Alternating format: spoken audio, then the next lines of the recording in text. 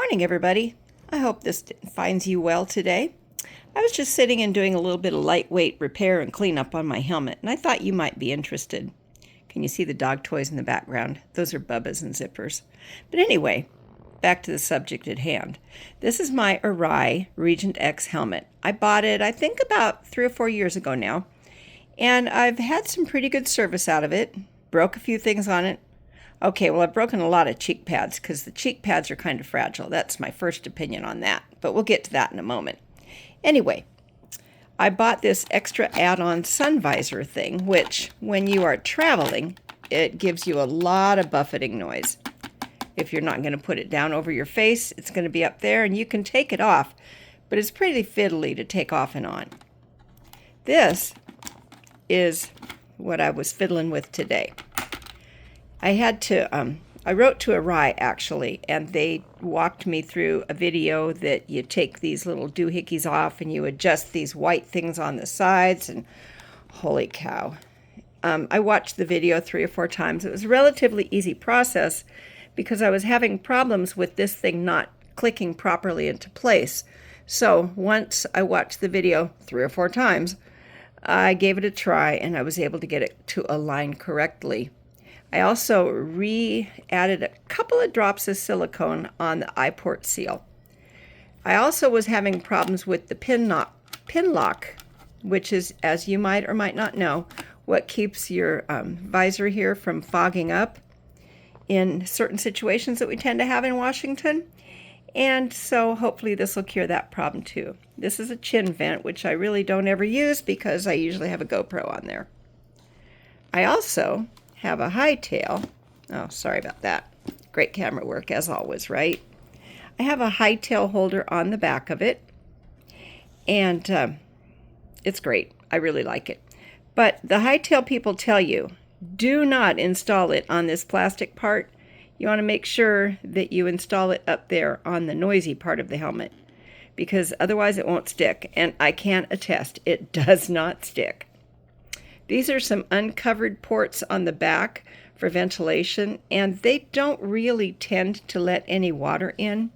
I've ridden in rainstorms in this helmet and not had any problems.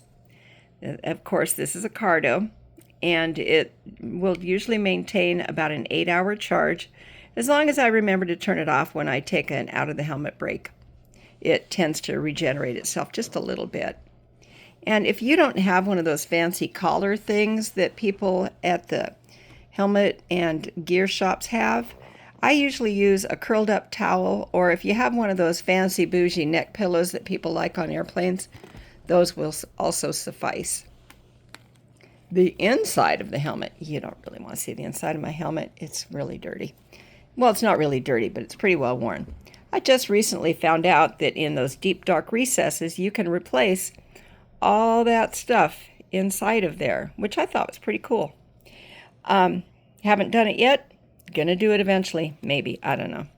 It's kind of spendy, so my thoughts are maybe I'll just buy a new helmet. I don't know. But anyway, I've also got it set up so that I can stuff a camera up or microphone up through here. The only complaint I have about this is the chin curtain is pretty small. This is the chin curtain. See? Pretty small. But overall, I really like the helmet. It is pretty impervious to rain, which is amazing, considering that these are the intake vents, and they flip on and off like that.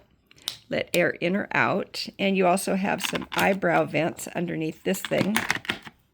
Those are eyebrow vents. You can flip them off or on. I never can remember which way is which. And to tell you the truth, unless I've just wet down my head cover, I don't really notice which way is open or closed, because if you're trying to cool off, that is very helpful. It also has another vent on the back, which I'm not going to show you because I just have it very sloppily glued on. Yeah, I know. My helmet had an accident.